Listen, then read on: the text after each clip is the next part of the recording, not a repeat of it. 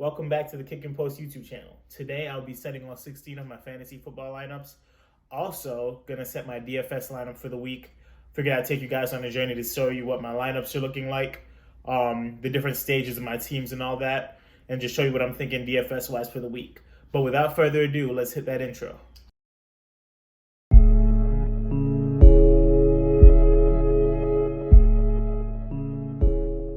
All right, so let's get into it. Let's start off with the Kickers Are People League. Yes.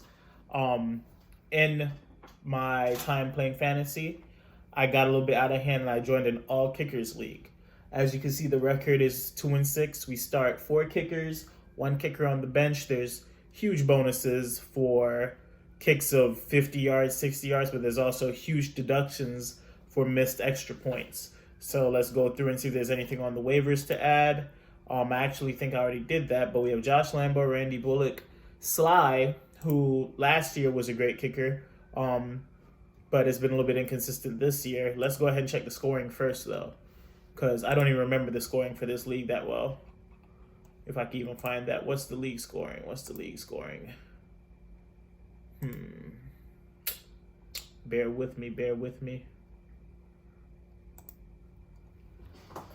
Team looking rough. Actually, Nick Folk's questionable, so we might have to switch that out. But man, I really can't find this league scoring. Oh, here we go. League settings. Okay. So for missed field goals, it's negative 15 points. I mean, missed field goals, it depends on how far the miss is from. But missed PATs, negative 15. Missed field goal over 50, negative 6, so on and so forth. All those settings are on the screen. But yeah, the made kicks are plus 0.25, depending how long the yardage is. So if it's a 35-yard field goal, it's 35 times 0.25. But a really interesting league. I've been in this league for about 3 years. It's one of my favorite leagues to play in. I've lost every year. I think I've come last every year. And to be honest, it's just luck of the draw. I've been the first pick in the league. I've been the pick in the turn. I've been in the middle. And I can't seem to figure it out and pick the right guys. But see if we can sneak out a win against the undefeated team in the league right now. So you play against a median score. You also play against somebody every week. So I've been losing to both. But hopefully I could sneak a win out against the juggernaut who's 8-0. Let's go into more traditional fantasy, though. Hop into this Champion of Pubs team. Playing a few people from Publix that I might or might not work at. But let's see if we have any sit-start decisions on this roster. So I went into this team thinking, okay, it's a Dynasty league. It's a Superflex league. I'm going to go ahead. I think I reached a little bit for Trey Lance, but I took Jimmy Garoppolo. My team's currently 3-1. And I think I have some pretty solid matchups coming up. The big decision I have on this roster is, do I want to ride with Latavius Murray in that flex spot, or do I want to take a look at some of my options on the bench? Now, I have a Robert Woods who plays tonight against Seattle. That secondary is pretty shot. I have Brandon Cooks as well. I have T. Higgins also, who should be back this week. So it's a decision of, do I want to wait and see how T. Higgins will play, or do I want to hop into it with a Woods and just ride the team that plays the worst secondary?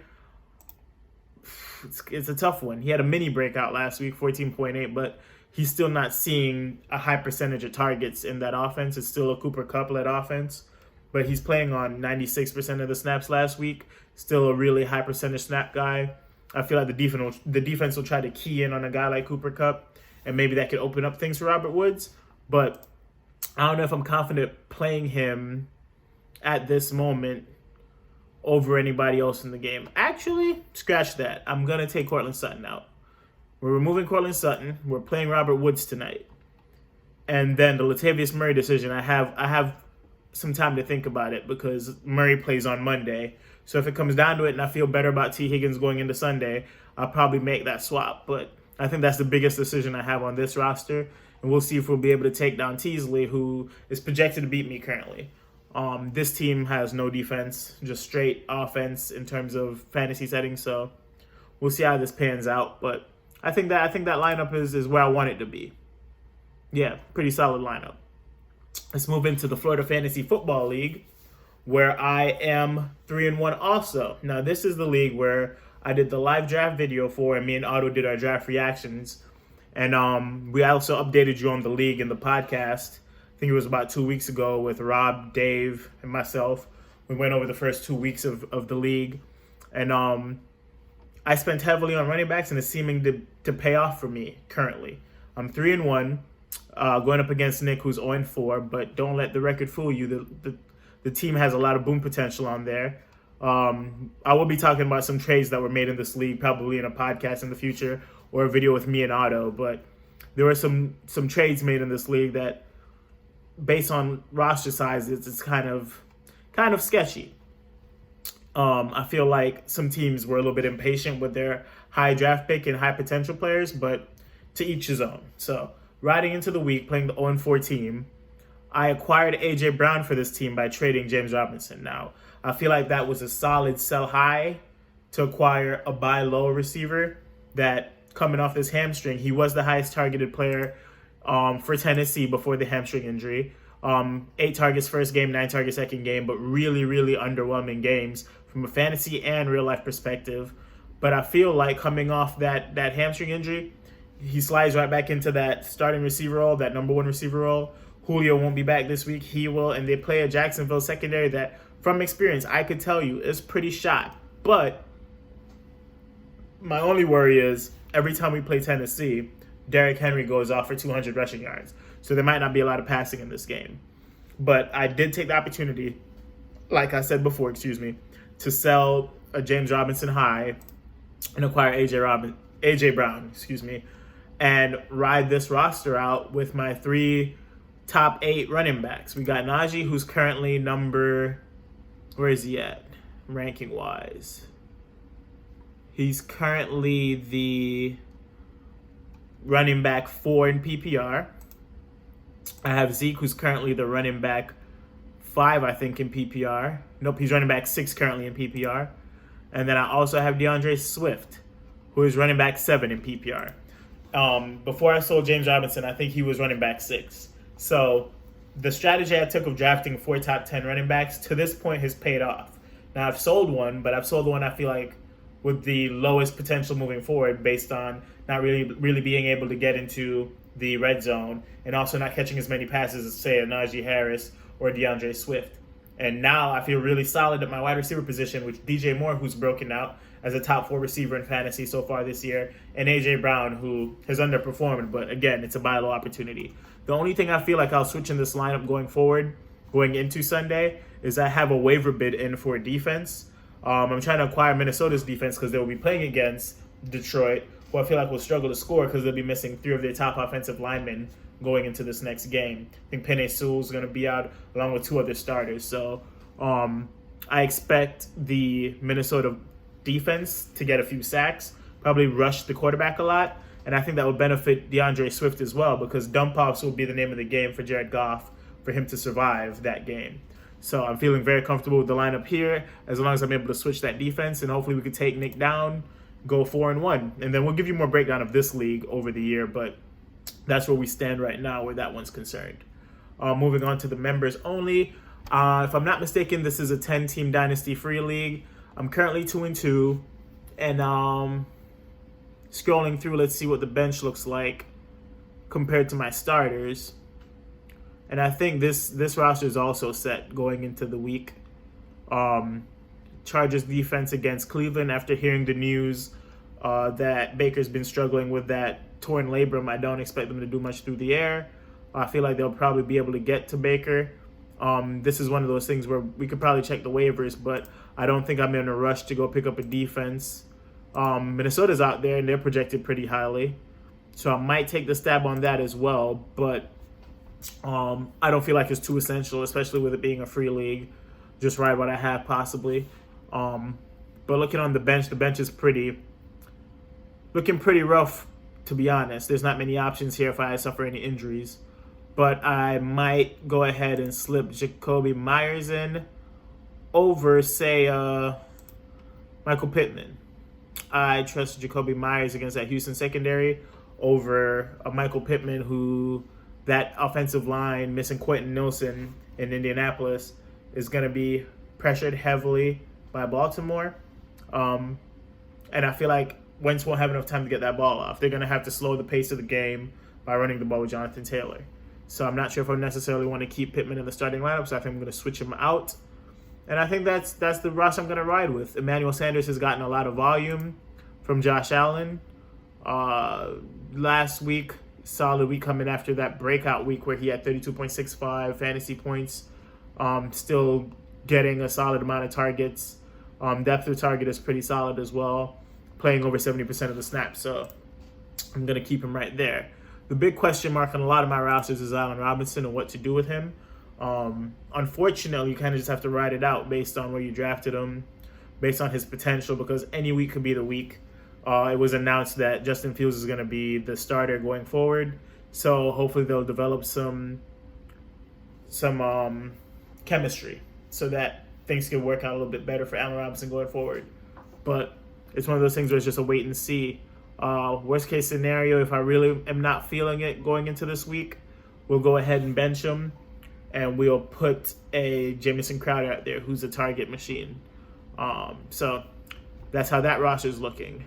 We are going to leave Trey Lance. I know you might have saw that on the taxi squad. We are going to leave Trey Lance there for now because there's no immediate need for him to be taken off. So we'll let him ride on the taxi squad to see what he does his first week against Arizona.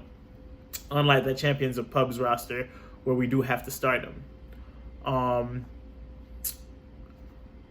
also in a best ball league. You don't really set that lineup. And as you can see, it says only supported on the mobile app. Maybe one day I'll do a quick rundown of what that roster looks like. Or I might screenshot a picture of the roster and throw it up here. To be honest, I probably won't. But if I feel like it, we'll run back into that one and explain what's going on with that. But I think, if I'm not mistaken, I'm 3-1 in that league, and I've had the highest score 1 week. And we pay out $10 to the highest score every week, and then we have a playoff system later. But I've been able to sneak $10 from that league from being the highest score 1 week. So we'll move on.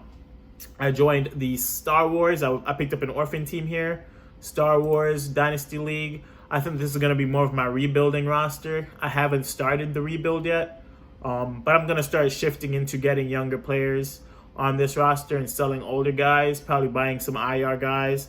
I've been acquiring a lot of Travis Etienne and Cam Akers on teams that I like to rebuild with, so I might try to make some moves for those people soon. Probably deal a Melvin Gordon to a competitor. A Robert Woods, if he explodes tonight, probably deal him. DJ Moore is a mainstay. He's a young guy. Might try to move Tom Brady to a team that's looking to compete, but as of now, this roster is pretty shot. I'm not necessarily tanking. I'm just playing what I have, but it's looking rough. As you can see, I need a tight end, and I mean, can I check the waivers? What's the waivers looking like? Because I do need a tight end for this roster. I like Ricky Seals-Jones. Let's put in a bid for Ricky Seals-Jones. A little dollar. I don't think anybody's really looking to acquire him. Hopefully I could get him in time for Sunday, but he'll be one of the targets for me. I do like a Dan Arnold as well. I feel like he'll be a safety blanket for a guy like Trevor Lawrence. Why not? Let's throw him into the mix. The more comfortable he gets out there in Jacksonville, I feel like he'll get quite a bit of targets. But only playing 32% of the snaps last week, but was targeted quite a bit too, and caught both. I feel that number going higher so that Trevor Lawrence can get more comfortable in that offense. So let me go ahead, throw in a waiver for him as well.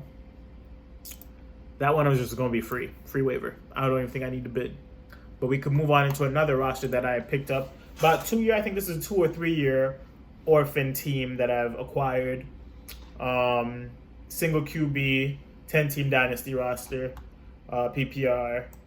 And the roster's looking pretty solid. I would like to move off Miles Sanders, but it is the lowest point of price for him right now. So you kind of have to ride that price until he could get a blow-up game and get back into the right range. But quite honestly, do I bench him? It's tough. I feel like I want to bench him for McKissick, but I feel like that's a bit excessive. But McKissick's just been so good in the backfield as a pass catcher. I'm going to do it. It's a free league. It's a fun league. My current record is 1-3. and I think I own my first round pick. Yeah, so I might just 101 it. Why not? Not necessarily tanking, but let's have some fun with setting this lineup. I have Josh Gordon in the starting lineup. Do I need to have him there? No, but just for the fun, if he gets on the field, gets a catch, or if by some miracle he explodes and scores a touchdown for Kansas City, it would be a fun little story that I had him in the lineup. But really, this team is hurting. Quite a bit of guys on IR. As you see, my IR slots are full. 4 guys pretty much out on the bench as well. So it's an unplanned rebuild, but we're working with it. Greatest show on paper, another orphan team I picked up. Now this one I'll do probably a whole series on, or a whole video on, explaining how I plan to rebuild a dynasty team. I took this orphan team over with all intentions of rebuilding. In a future video I'll show you what the roster looked like before I took it over, but this is what it currently looks like. I'll tell you some of the big trades I made. I moved Jared Goff for a 2023 first, if I'm not mistaken. I moved Saquon Barkley for Cam Akers, Travis Etienne in the 2023 first. I moved Leonard Fournette for Ramondre Steven in the 2022 second, or 2023 second. So I moved Melvin Gordon for T. Higgins in a second, which that person was just a big Broncos fan. I wasn't even aware of that. I did get razzed for quote-unquote taking advantage of someone, but this is fantasy. I figured you knew what you were doing. Besides the point, as you look at on the draft pick section of this team, the team is loaded with picks, and I'm not done selling. I'm trying to get Travis Kelce off the roster currently. It's been a bit of a task, but that is the plan, to eventually get Travis Kelce off the roster. It hasn't really worked out yet. I did acquire Rondell Moore recently. I sold Damian Harris, I think, for Rondell Moore in a pick. Let's just go through and see if I can see what I've done trade-wise for this team. Let's see. No, that's just trades. It's really tough to work the desktop version of Sleeper. On the phone is quite simple, but it is tough on the desktop. Yeah, when I'm doing the full breakdown of this team, I'll probably go ahead and explain all that I did. But as of right now, just know this team's in full rebuild. And I'm trying to tank, but I keep sneaking wins out. I have no idea how. No idea how. Like this week, I'm projected to beat this guy. And I'm trying to lose. Like, I'm legitimately trying to lose, and I cannot. But again, this is a team for a specific video, so we'll break that down later. Let's hop right into one of the leagues that I've been in for about 3 years. One of the leagues that I do enjoy playing in a lot. I am a little bit annoyed it's still a single quarterback league, but I've made quite a few moves in this league. I'm trying to build a contender. I lost last year. I was the initial winner of this league 2 years ago. And now in the third year, I'm trying to get my championship back. And looking at the roster, Lamar Jackson starting, I went out and created a 3-headed monster running back core of Jonathan Taylor, Derrick Henry, and Saquon Barkley. Hockenson has finally broken out, in my opinion. He's my starting tight end after dealing Darren Waller in a very, very, very, very horrible trade last year. Dealt Darren Waller for Zach Ertz in a second. This was before the ultimate demise of Zach Ertz's production. People said it was coming. Didn't think it would come at this steep, but it did. And 2 years ago, I dealt Mark Andrews. So this is my tight end of the future, and I don't plan on selling.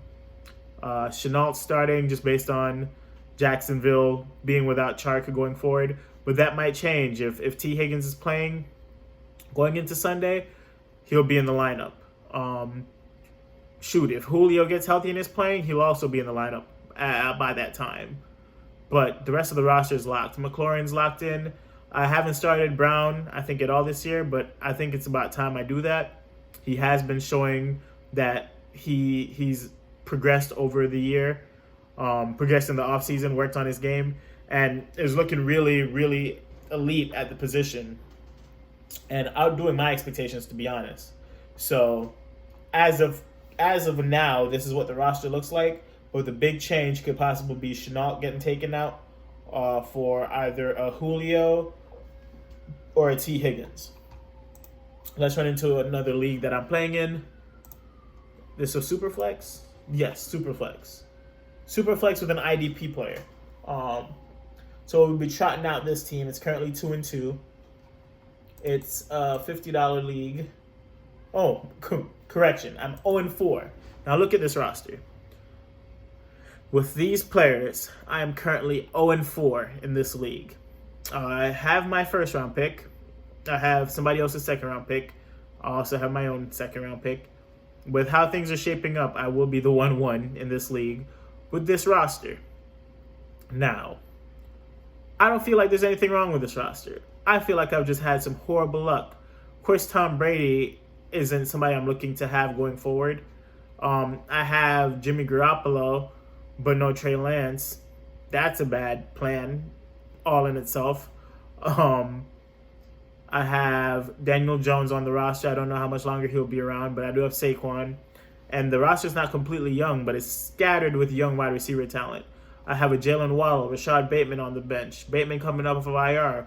Hopefully this week we can see what we expected him to be getting drafted by Baltimore. Hopefully he'll be able to show some of that. I had Tua to pair with Waddle. Tua goes down on the IR. Julio gets hurt. Darnell Mooney, I expect to break out even more over the year. He seems to have that connection with Justin Fields already. Hopefully that will progress. Jalen Reagor's been playing decently, but I mean, nothing really to go crazy with. I think what really hurts is I traded for Ronald Jones, and he has been a bust. Almost unplayable. Not almost, definitely unplayable, and his value is shot. I don't know what I'm going to do with him going forward. I don't know if he'll be on the team next year, but that's where I'm at with that team. To be honest, I don't even care about setting this lineup. Let's just move on to a little free league I'm in. It was when I was getting into Dynasty, just trying to get used to playing Dynasty, getting my feet wet. So I went ahead and I created this league, and now I'm 0-4. So definitely playing to hopefully get the 1-1. I think I own my pick. Yes, I do own my pick. So, and the team isn't horrible, but again, bad luck. Miles Sanders has been a shell of his production. They have not been using him very well. I recently traded Julio and Zach Moss for Jalen Waddle, just planning for the future since I haven't been able to really win. T. Higgins got hurt. He's on the bench. I have an A.J. Brown who should be back. Devontae Smith. So I have a lot of young receivers. Terry McLaurin, Chenault. I just need to acquire some running back talent and solidify the quarterback position because Jalen Hurts has been up and down. But again, an 0-4 team in a free league, I don't think there's much to change. I put in Dillon. Hear me out. I put in A.J. Dillon for the banter because the person I'm playing against dropped him. And I told him that Dillon is a viable fantasy option for the future. And he said he's trash. So I'm putting him in just for banter. And hopefully he'll snap and kind of make me look smart. But moving on. Joined this league, Quarantine Boredom. 10-team Dynasty PPR. It's a Superflex league. And just like the name says, it was in the middle of COVID and we were bored. We just drafted. I just joined this team. Actually, I think I picked this team up as an orphan team. Made a few moves. Almost won last year without even setting my lineups. But this year I've been more on top of it, setting my lineup, checking roster composition and where I might want to make deals and stuff like that. But again, I had a lot of rosters with Emmanuel Sanders on there. Thankfully, the only rosters he's really on right now are my free rosters. But anything that I paid money for, I've sold him. I want nothing to do with him going forward. I feel like they're not using him well. Until he gets moved or the coaching staff changes again, I want nothing really to do with Emmanuel Sanders. But just for the fun of this league, he's on my bench, and I really can't sell him for anything at this point. So looking at the roster, there's not many changes I can make. I do need to acquire a tight end, I feel like. I might start Ingram over Hunter Henry, but Hunter Henry got in the end zone last week, so I'm still playing that by ear. But otherwise, this roster is all but set. There's nothing really I'm going to do to change this composition. If you have any thoughts, let me know, but this roster is set going forward. Big night tonight from Lockett. I doubt it. I feel like he's going to underproduce that projection. I feel like that defense is pretty tough to go against, and Russell Wilson won't have enough time to throw it deep. I feel like it'll be a big DK day because I'm not expecting a healthy Carson, and I'm not expecting a lot of deep passes. It's going to be a lot of DK over the middle and whoever's involved in the tight end game. This is a very big league for me. This is a league I won last year. Second year of the league, 10-team Dynasty PPR, Superflex. I went out and built, at the time, a juggernaut.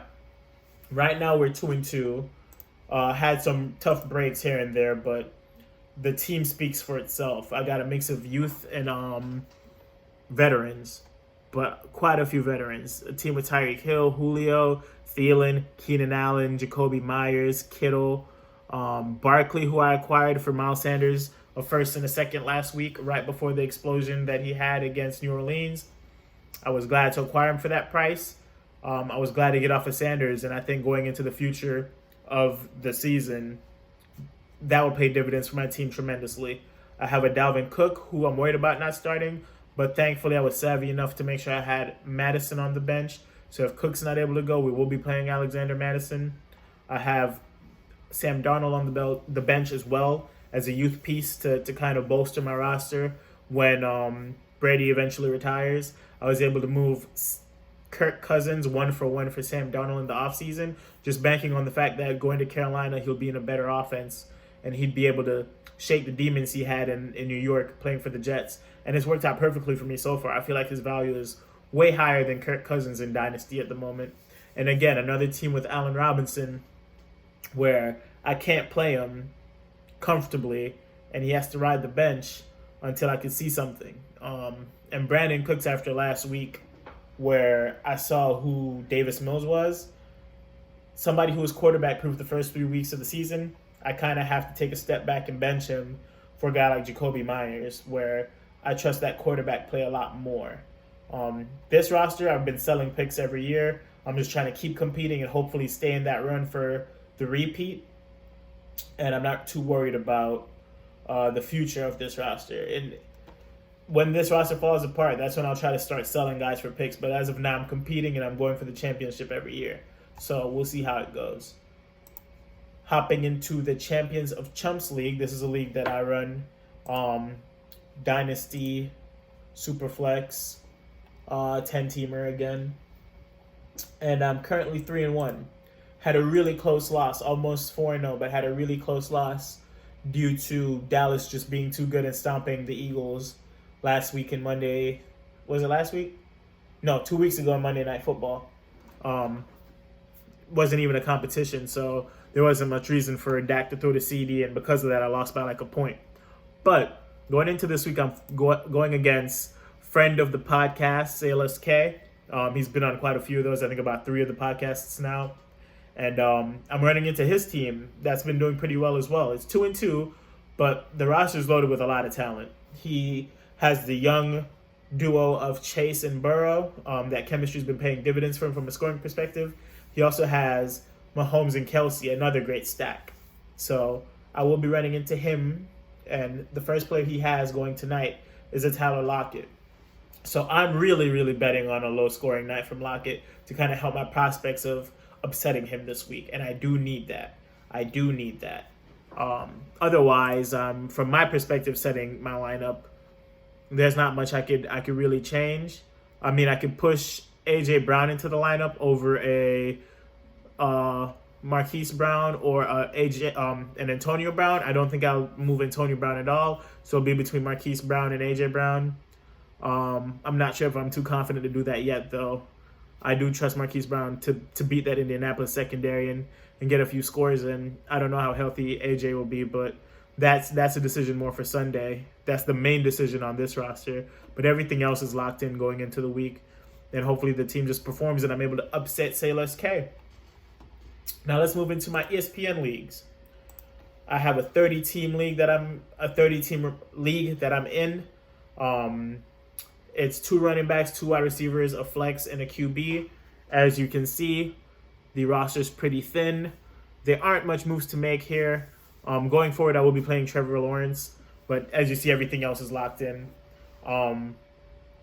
I do need to acquire some wide receiver help, but again, with such a thin league, I'd have to trade one of the big guns to get him, and I'm just going to ride my running backs and see how this works out. When I get Jarvis Landry back, I'd be a lot more confident with this roster.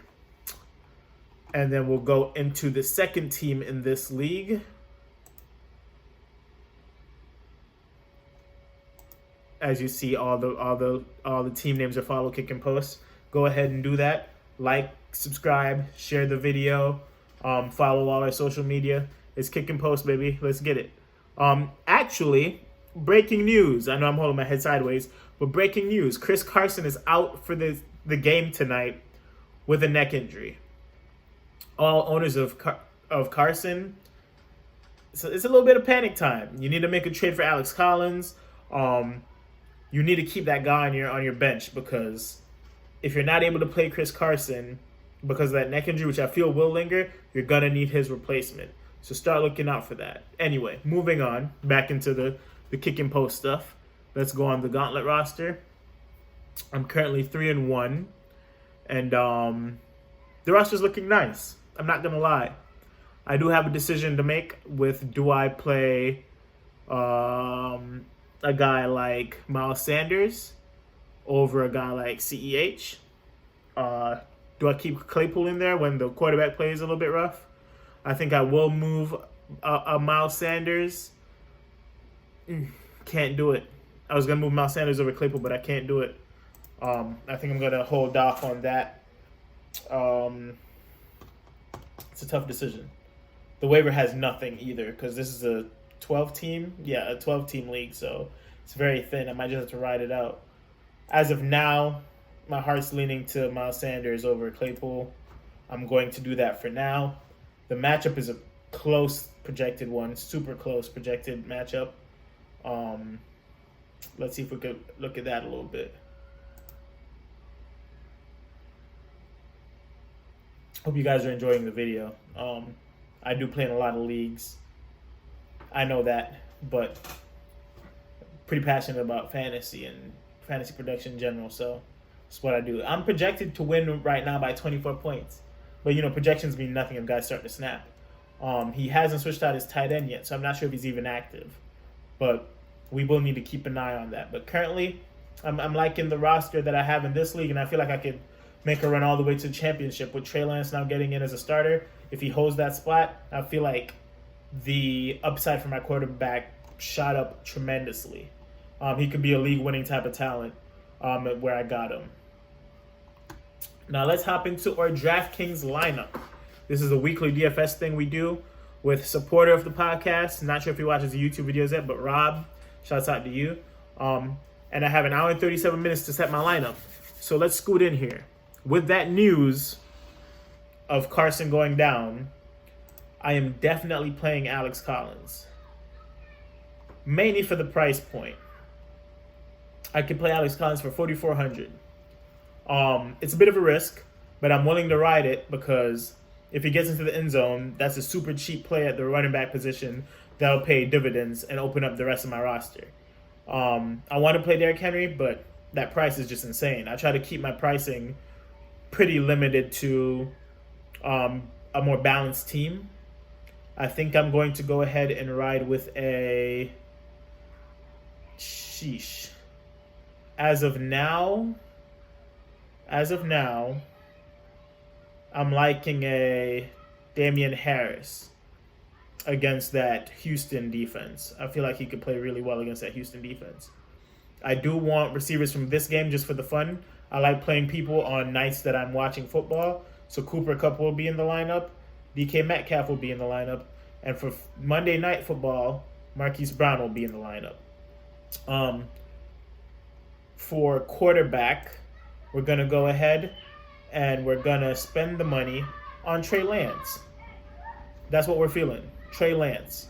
5,700, but I feel like his production with him being able to run, it's going to surpass that at a decent clip. So we're going with Trey Lance at the quarterback position. Tight end position. I'm riding with Dalton Schultz. He's been playing amazing over the last 2 weeks, playing on almost 80% of the snaps now. He is PFF's #1 graded tight end currently. And I don't think that's a fluke. I think we have big things to see out of that guy. So with how often Dallas throws the ball, we're going to go ahead and get him into the lineup for 4,400. Left with 9,300 salary. We have some stuff we could do. Hines came out on the injury report recently. Might have a little bit of a ding. So what I'm going to do is ride my boy Taylor. We're going to do Jonathan Taylor for 6,300 in the flex spot. And now a defense. We have 3,000 left for our defense. And I'm feeling the Vikings defense against Detroit. That's going to be the DFS lineup. Because I locked it on YouTube, it's locked in. So I'm not going to change anything. It's locked in on YouTube. It's locked in here. So that's the DFS lineup. I'll come back to you with how that worked out for the week. But yeah, that's been setting my 16 fantasy lineups in all 16 leagues and my DFS weekly lineup with the boys. I want to thank y'all for tuning into the video. Hopefully I'll have this out to y'all before the game starts. If not, my prediction, Rams win 35-23. I know it's a weird scoreline, but 35-23 win for the Rams. Big night for Cooper Kupp and Matt Stafford. And rough night for Seattle, who will be missing Chris Carson. Again, thank y'all for watching the video. Please like, subscribe, share the video. Keep tuning into all our kick and post content. There might be a podcast up discussing the injury to Carson and how that will affect the game tonight. A little Thursday night football preview if I feel up to doing a solo one. But otherwise, thank you guys again for watching. As Otto likes to say, he's not here, but as Otto likes to say, all right, y'all boys,